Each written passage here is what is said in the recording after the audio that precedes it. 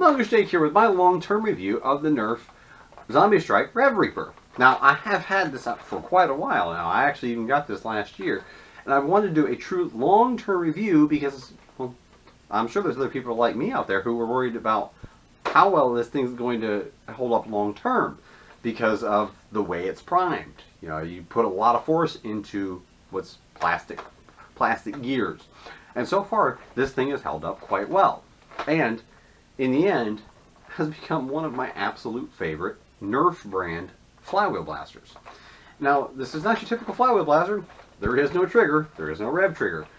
For those of you who haven't, for some reason, seen this, you absolutely are doing this manually. And it sounds like a buzzsaw. And I love that. And it has the weirdest top magazine fed design with manual flywheels. It's not the first manual flywheel blaster that's ever been made. Nerf's done this before, all the way back to their ball shooters. And so far, my Gearbox has held up quite well in this. I had my suspicion of it, because not only are you able to put a lot of force into this, you're able to get a lot of performance. Accuracy is always going to be an issue with what is basically amounts to a slam-fire only blaster. Now, I don't know how to describe it. For some reason, if you haven't ever picked this up, it's smooth, but it sounds obnoxiously grindy and not smooth. But it actually works really smoothly. You're able to get a lot of force in there very quickly. And while it comes with just a basic 12-round magazine, or no, 10-round actually, with a weird barbed wire design on it that doesn't really make it that very comfortable to grab.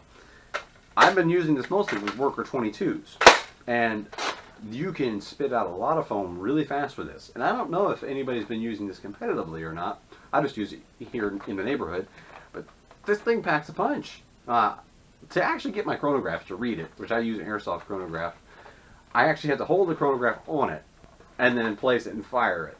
And just doing that, I'm able to get this thing to hit all the way up to 100 feet per second, which would make it, by default, the most powerful Nerf flywheel blaster that they offer.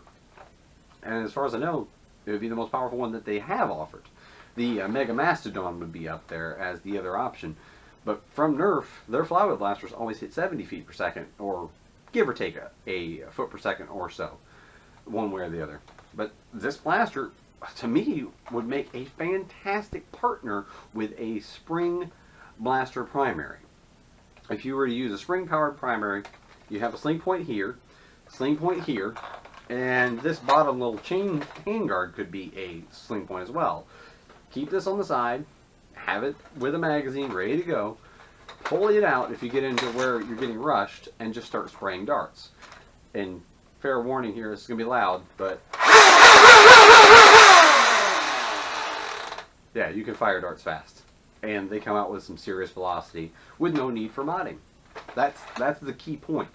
No need for modding to have a flywheel blaster that's pushing 100 feet per second. And I was ultra surprised when I first unboxed this, and I put a video out when I first unboxed this, and I was shocked at the ranges it was getting, because my brain now just associates Nerf with 70 feet per second, which to me now feels subparish compared to companies like X-Shot, Busby, and Dart Zone, who are all pushing 80 to 100 feet per second out of their stock blasters. And Nerf's always falling behind on that. And then all of a sudden, I pick up this random Zombie Strike, which Zombie Strike's not their performance line, keep that in mind. I pick up this random Zombie Strike oddball blaster, manual flywheel, top magazine, no trigger, and this thing is just absolutely blasting darts. And it puts a smile on my face every time I use it. And there's very few Nerf brand blasters that do that anymore. So this was, for me, definitely a hidden gem.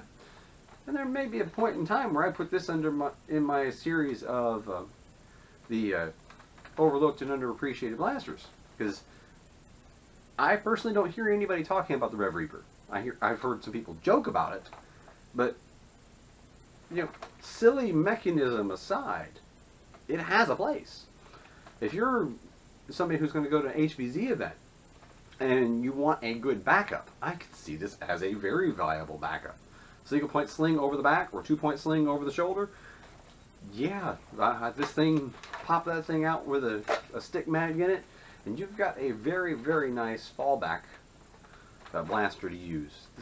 And I've had no issues. I had some worries on the grips, both the foregrip and the pistol grip, and I've had some worries about the gearbox.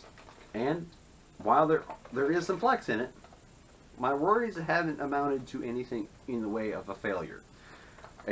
My worries still were there because, hey, these things move.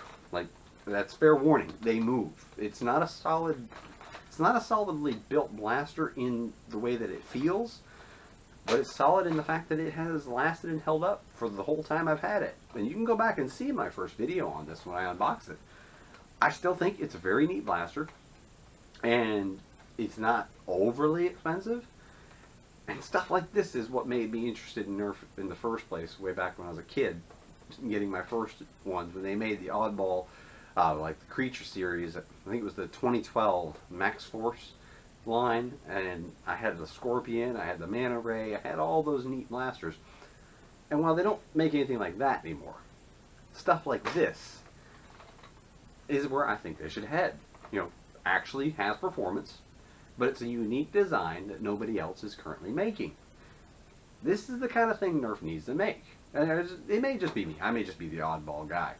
But I like things like the Sledgefire, the Trilogy. I like things like this RevReaper, the Macedon, the Judge. I like those. I like some uniqueness in my blasters. I don't want everything to be copy and paste. You know, mag-fed pump action Springer or mag-fed semi-auto flywheel. I want to see uniqueness. And this delivers on it, as well as delivering on performance. And now that it's been out, you can find it at reasonable prices. So this blaster gets a big thumbs up from me, even more so than the Evader that I just reviewed. And I actually will recommend this wholeheartedly. I don't say that about a lot of Nerf blasters. But this thing, this is my long-term review. You got one that will actually hit 100 feet per second. It's going to be a huge amount of variation there, depending on your darts, depending on your actual power you put into it.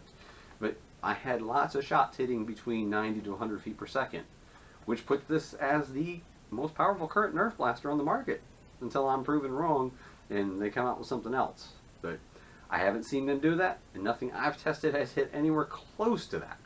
So, for being the most powerful Nerf blaster with a hugely unique design that's actually held up over the time I've tested it, this thing gets a full recommendation from me. And that's the Nerf Zombie Strike RevReaper with my full long-term review over the course of almost a year of use. It has not let me down once, and I can honestly say that. This is Mogus Jake. I hope you enjoyed this long-term review of this Nerf blaster. And if you do actually want to purchase one, I will put a link in the description below where you can find your own. And I do thank you for watching.